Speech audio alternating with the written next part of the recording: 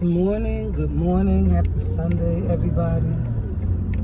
Ride with me, sugar.413, on my way to church. I didn't make it last Sunday because I had another engagement at another church and it was out of town, so I had to stay home and fix something to eat and all of that stuff so that we could go to that one. So now I'm back up going to my home-based church. And I just want to say for everyone out there who still have living parents and you're in good standing, and the reason I'm saying that is because I know some people have living parents and for whatever reason, I don't know why, and I'm not here to judge, they're not in good standing with their parents. They are not speaking to their parents who birthed them for whatever reason. Maybe there was some physical or mental abuse, neglect, I'm not sure. Like I said, I'm not judging, but I'm just throwing it out there. But anyway, I'm in good standing. I have both parents still living right this time, both in their 80s. And my dad and I spent the day with him on Friday. We were just chopping it up and just talking. And he started telling me about the old days, and we started talking about food. And he started to tell me that he didn't eat a lot of beef growing up. His dad had a farm for the hogs. So my grandfather raised and bred and sold hogs. And my dad told me about that. So we just started talking just generally. I knew that about my grandfather, but my dad went on to say there's no part of the pig that man in the South back then didn't eat. And I'm going, what? You know, so I say, well, what about his face? Nobody ate a pig face. And my dad proceeded to tell me, oh yeah, we ate the pig's snout. I did not know that. I have never heard of it. I have never seen it in a store, I don't think. And he said, yeah, what they would do is they would clean his nose out good and get all the stuff off and go ahead and boil it down. And they would use that broth to make different soups. I never knew that. I never knew that anyone ever ate a pig's snout. And then he went on to tell me that they would eat, not my dad, but people, they would buy from my grandfather the whole hog, and they would eat everything, and they would even eat the brains. I have never heard of pig brains. To me, I'm going, what? And my mom later on in the evening confirmed that people did eat the pig's brain. They would scramble it up with their eggs, so that would be like some protein or something. Like I would eat maybe sausage and eggs or bacon and eggs. People would eat pig's brain and the eggs. And she goes, yeah, there's no part of the pig that was probably uneaten. They ate his kidneys. I never heard of pig kidneys. I knew about the intestines because I have heard of chitlins, and I've probably eaten them once or twice as a small kid just because to taste them.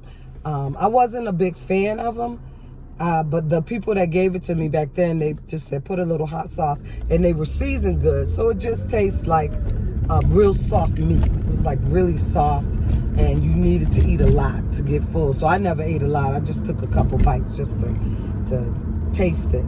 But yeah, so I really had a good history lesson with my 84-year-old dad talking about the pig.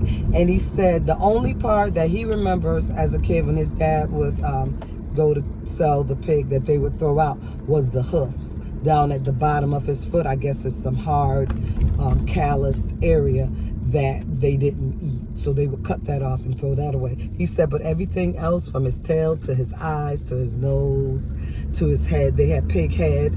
I guess my mom confirmed that they made hog head cheese. I've heard of hog head cheese. I've eaten it before, but I never put it together. I just thought it was a name they called.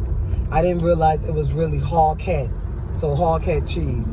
So yeah, so growing up in the South as a young lad, for my mom and my dad, who are both in their 80s, they saw a lot of different delicacies that we don't eat now, or that we wouldn't be caught dead eating now.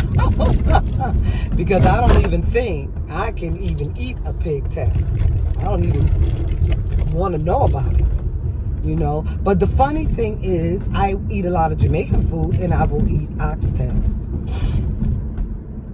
The kids are moving into college today. I see all the parents moving the kids in. But anyway, yeah, so I would eat the oxtails, but I don't think I can fathom eating a pig's tail. So I just wanted to give you a little history that I learned. And my dad said that the reason they ate all of the pig is because that's what they were given as slaves and told to do your best. Here, take this, eat this, because back then a lot of the white people didn't eat the pig like that.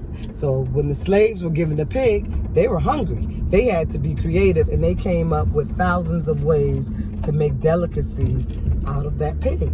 And once they started making delicacies, and then the Caucasian people, white people started seeing it, they started to invest in it. They started to butcher it up and started to sell it in the markets, because they see that a lot of ethnic people was eating the pig from head to toe. There's like no part that you throw away. Or I would say you threw away his teeth too, right? Because that just makes sense. Who's going to eat his teeth? But yeah, so that was like a good lesson for me. Moral of the story: if you still have parents that are alive and living, and they don't have far gone dementia or Alzheimer's, and you can still get some kind of conversations out of them, learn something from them. They are a wealth of information. They are walking history books. They have seen and lived through things that we probably never will go through. And just to hear it firsthand is even better. I'm going to always remember that conversation from now until my dad leaves this earth. It was powerful for me. It was learning. It was disgusting, because I was thinking of those parts of the pig that I wouldn't even dare eat.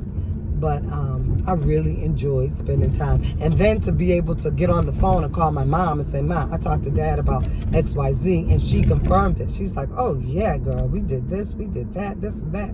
So to have both parents alive in good enough health that they're able to talk. I'm not saying they're in the best health, but they're here, they're in good enough health, and we can talk and conversate and stuff like that. So that's very meaningful, very powerful. And if you're not speaking to your parents, and if you can, just be the bigger person and say, you know what? This is not how my story will end. You know, start talking to your parents and getting information and getting to know parts of them that maybe you didn't know, or maybe that you had forgotten, you know? So, yeah, that's it for me today.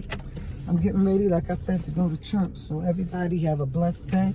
And I'm trying to back in this parking spot, and I'm not a good driver, so I can't talk and drive at the same time.